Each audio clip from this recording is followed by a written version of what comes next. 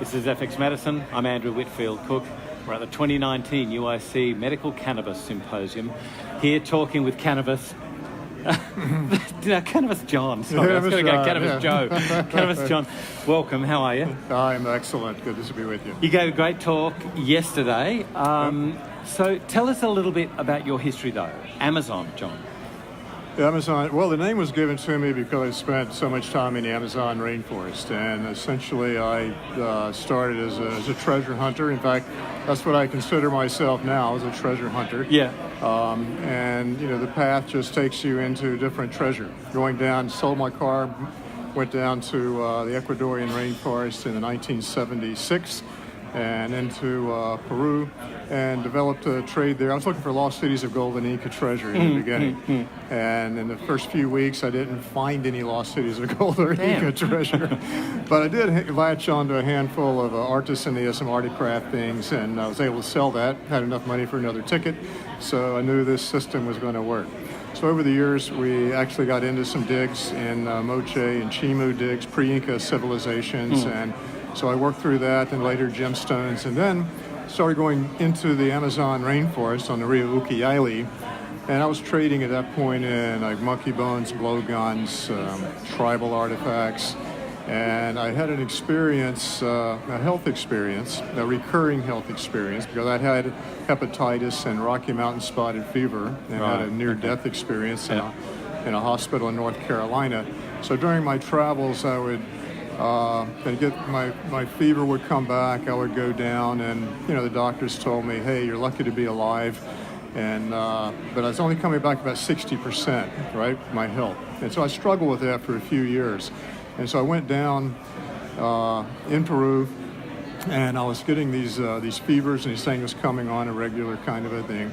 And some of the indigenous people were asking me what's going on. I tried to explain it. They went off into the bush and came back with, when they got to Chanca Piedra, Sangre de Drago, and made these teas. And then with these teas, I was drinking them over a period of a few days. And I didn't have any expectations. I mean, I was eating grilled monkey paws and everything else there. But what happened was I knew I was feeling so much better. I mean, I got a lot more grounded, the mental acuity came back, and after a week I thought, you know, I'm as good now as I was before I was sick. You know, I returned back to that same level of health. And then after another week I realized I'm better now than I've ever been, you know, and so that was a big turning point for me. Because I thought all these years I've been coming down, chopping this stuff down, you know, looking for treasure, when the real treasure of the Amazon's growing right out of the ground. You got 100,000 species of plants in the Amazon, and yet only a tiny 3% have been studied for the therapeutic value. So this is the largest, natural pharmacy on Earth. And so I started an Amazon herb company, and the last 27 years, that's what I did. I brought back medicinal plants. We researched those, we studied them, we worked through a network of doctors who made those available through the practitioners networks, and later on made it available to the public. Like ethnobotany would be a big issue. Like, you know, typical Westerners, we want one thing, we want 10 tons of it, and then, you know, the land gets raped and the whole ecology of the whole system goes down. So how's that managed? Like, how sensitive is this an issue? Well, it's really, it's a very legitimate question. My original degree is in environmental studies, so this is something very dear to our heart. And actually, this is a way to actually preserve the rainforest, because you're making it more valuable alive than dead, alive than clear-cut. Because when you think about it, how much plant material does it take? You think about the food you had today, right? You had a whole plate of food, maybe 2 plates of food during the day, and so did everyone else on planet Earth. Yeah. That's a lot of plant material, every human being doing that. But with the botanical medicine, you just need a tiny fraction of that. So just a tiny fraction, and all that food is grown in, you know, very small percentage-wise segments of the Earth's surface. So we can extract ecological extraction from the Amazon rainforest, and it doesn't make a dent in it at all. and it creates a value there that's greater than clear cutting it for lumber or cattle or soybean farming. So it's actually the solution is recognizing the value of medicinal plants in the Amazon and using that as a methodology of value. And how did your work in the Amazon evolve into your interest in medicinal cannabis? Well, I mean, I'm a plant medicine guy. That's what I do. Yeah. You know, for 30 years, I've been, once I had my experience with plant medicine, and actually my experience with cannabis was even before that, you know, back in the 60s was the first time I had done cannabis, and I actually grew my first cannabis plants in 1970. Yeah. So maybe that's before a lot of people were born that may be listening to this. Just after me. So, but I was fascinated with the plant kingdom, and after my experience in the Amazon, you know, the chemistry and everything around plants is so fascinating because we're geared for plants. I mean, since we crawled out of a cave, we've been dependent on the plant kingdom for food, for medicine, for fiber. And we breathe in oxygen from plants, we breathe back carbon dioxide. So we've got this beautiful relationship with the plant kingdom. And so when you're looking at cannabis, there's very few things that epitomize that relationship more than cannabis. And you go back into the history of cannabis with humans. And if you look at the data, you find, you know, like 3,000 to 4,000 years ago in the Chinese Materia Medica, is documentation of how people were using cannabis medicinally. And so that's a long time ago. And everywhere that man migrated to, you know, from the Himalayas there, he carried cannabis with him. So it's been part of cultures all around the world. This has been a very important part of our relationship with plants. And so when you look at the medicinal value, I mean, look at the fiber value. You know, we can make T-shirts, we can make bags, we can make clothing out of the plant fiber, the stalk. From the seeds, you've got a beautiful concentration of omega oils there that are very valuable as a food source. And then, of course, with the flower, with the cannabinoids and the terpenes, you're looking at some extraordinary therapeutic value coming from that. So one thing I don't understand about the evolution, if you look evolution of man's migration over the Earth's surface, why didn't cannabis follow it into Australia and also to the Americas, to you know, North and South America particularly? Well, if man can get there, he can carry a cannabis seed with him. You know, how that migration actually occurred, you know, I guess there's some debate around that. Yeah. But the fact is, people are everywhere, so they got there somehow. Yeah. and wherever they are, they've got cannabis. That's really interesting. Yeah. So what about the use of cannabis or the different uses of administration of cannabis? So when you look at Materia Medica, was it smoked in the Materia Medica, or was there that more, you know, food application, if you're juicing and, you know, cooking with a plant, that sort of thing? How was it? Yeah, they were doing all of that. They were making teas. They were doing some simple extracts of it. And they were from distilled, you know, alcohol of some sort, and smoking it. So traditionally, it's been used in every way. And what were the main sort of topics that you covered in your talk yesterday? Obviously, we're talking about a plant, but when we're talking or about the medical landscape and the applications of ostensibly what would be termed a drug in Australia, what's your viewpoint on cannabis and how that should be viewed? Well, people ask me, you know, in Australia, I mean, it's evolving, but like this is some kind of a new drug, and I say, well, no, it's not new, right? And I give them the evidence of thousands of years of a relationship with this plant, and it's not a drug either. So it upsets me every time, and they still do it in Australia, but you don't see that in America or Canada. You know, when they're talking about cannabis, they talk about cannabis in newspaper, magazine articles. And in Australia, it's always like, you know, there's this cannabis. The next sentence starts, this drug, and I'm thinking, where did the drug come from? Right. I mean, the drug, you can try to make a drug out of it, right? If you're going to try to do some isolates or something like that. But all evidence shows that the full spectrum extract has more benefit. There's hundreds of terpenes in cannabis, and there's hundreds of cannabinoids as well. And people know THC and they know CBD. But don't get stuck on just THC and CBD. CBG, CBN, CBDV. And so the cannabinoid profile, there's over 140 cannabinoids here. And if you take an isolate, you isolate the THC, which is used for a lot of neurological issues, for pain, things like that. But it works better if you have the full spectrum of other cannabinoids there with it. And Raphael Mechoulam, he's actually the guy who first extracted THC, tetrahydrocannabinol, from cannabis, back in the 60s. And then later in his work, and with many others at this conference, are continuing that work and continuing to demonstrate the entourage effect. In other words, the benefit that you would get with an isolate can be so much grander by order of magnitude if you have a full spectrum extract where you have the rest of the cannabinoids and the rest of the terpenes in play as well. And that's actually how the whole plant kingdom works. And the same thing with other medicinal plants from the plant kingdom. People will identify something in a plant. Here's some oxindole alkaloids. Okay, we know that's really good for pain, for inflammation. But then if you just isolate to that, then suddenly you lose some of the effectiveness and you increase the side effects. Toxicity, yeah. Why is that? Well, because we've been eating plants since we crawled out of a cave. So our bodies understand the complex chemistry of plants.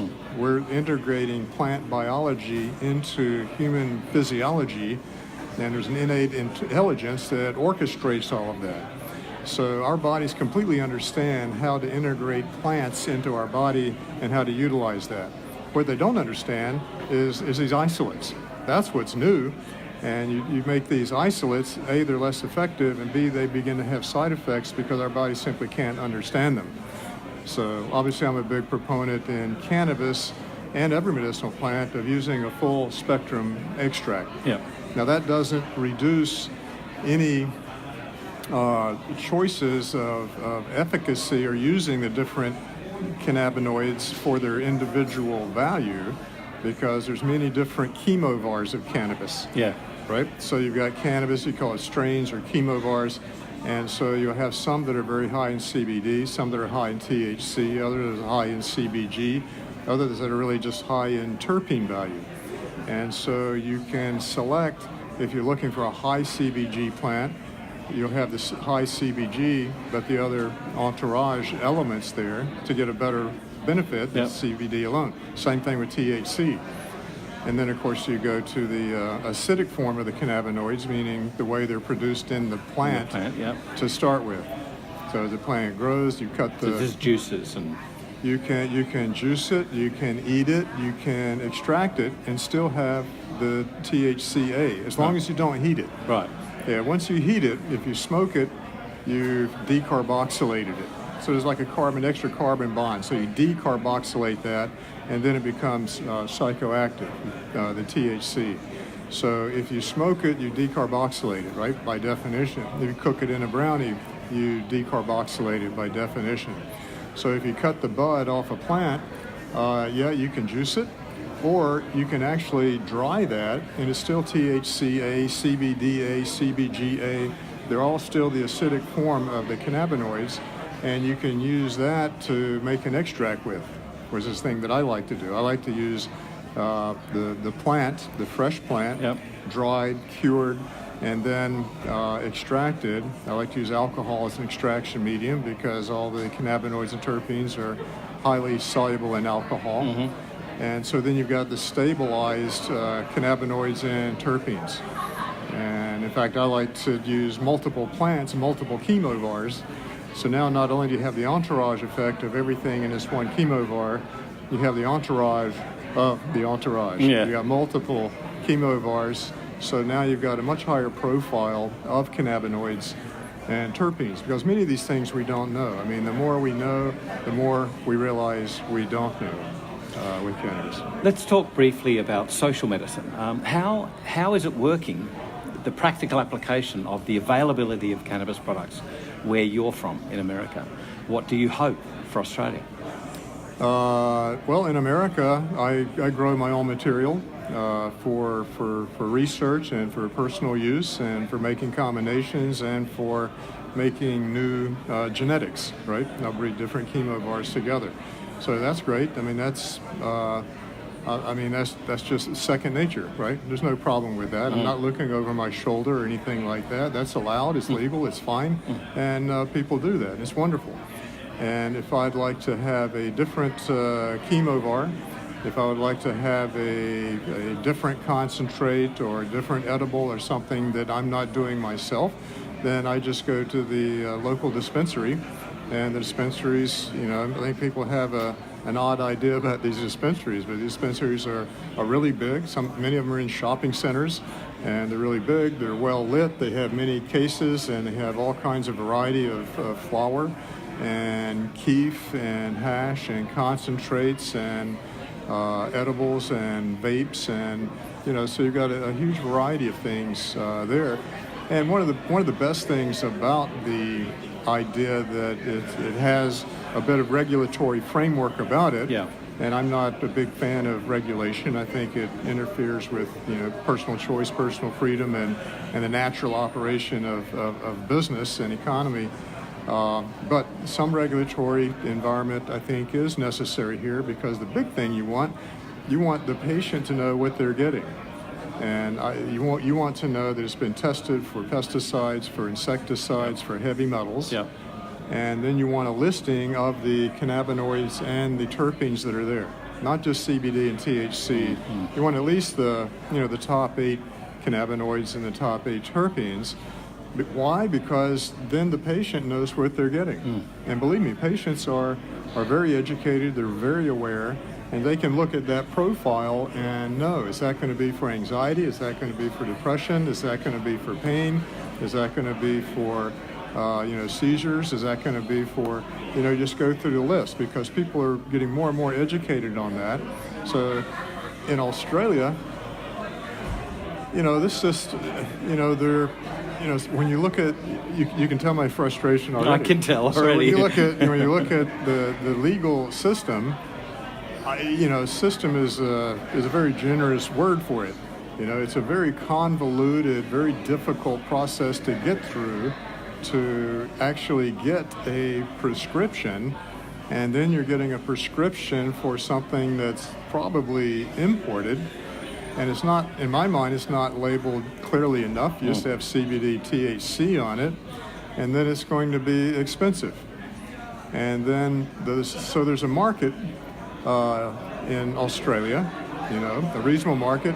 And if you look at the percentage of people using cannabis here medicinally or recreationally, and I would, argue even the whole idea of medicinal and recreational, okay? If I'm feeling bummed out and I smoke cannabis and now I'm not, is that medicinal or is that recreational, right? If I'm in pain and do cannabis and I'm not, is that medicinal or is that recreational? There's a reason why people do cannabis, and they're getting some kind of benefit for it. That's always been the case for thousands of years. So when we look at a 1,000-year history, it's been interrupted for about 80 years. Now we're going back to the norm, right? We're re-engaging our relationship with cannabis, which is the norm. This is not something new. This is the normal aspect if you look at thousands of years of history. So, yeah, that's how I can access things in America. So in Australia, you've got the real cannabis market, right, where you've got at least 300,000 to 500,000 people with easy access, with a high selection of product at a very competitive price. And then you've got the legal market, where you've got, a very convoluted way to get a prescription, and then you have a limited number of choices, and then it's very expensive. So that's why there's only 3,000 or 4,000 people here and 300,000 or 400,000 people here.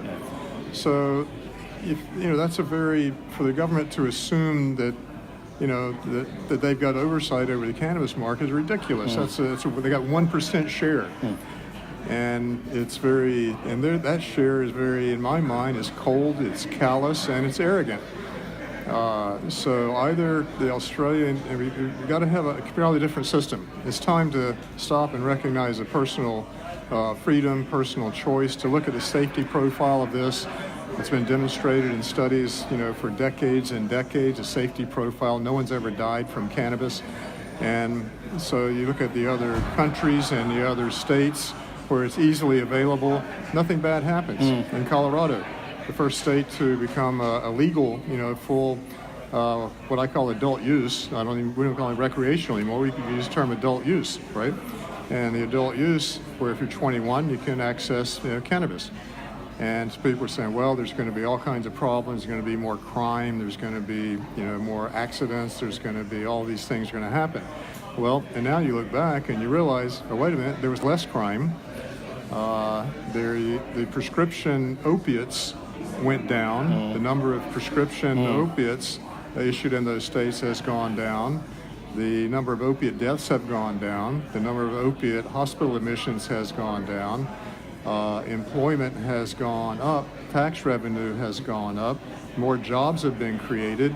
And gosh, nothing really bad happened. So then you had the cascade of other states in America, go through the process, and that's still going on. So it's a global phenomenon. I've never seen anything like it. Yeah. It's like a We've tsunami. got a lot to learn. It's a tsunami of change with one plant, one specific botanical, one genus and species of plant. And as a plant medicine guy who's dealing with hundreds of plants over the last 30 years, this is something of historic significance. And I think it's warranted. There's so much value in this plant for the degenerative issues that people are dealing with. As an anti-inflammatory, helpful in MS, Parkinson's, Alzheimer's, for seizures, and as an adjunct in cancer. I mean, it's quite remarkable. Amazon John, thanks so much for joining us on FX Medicine. Righto. This is FX Medicine. I'm Andrew Whitfield Cook.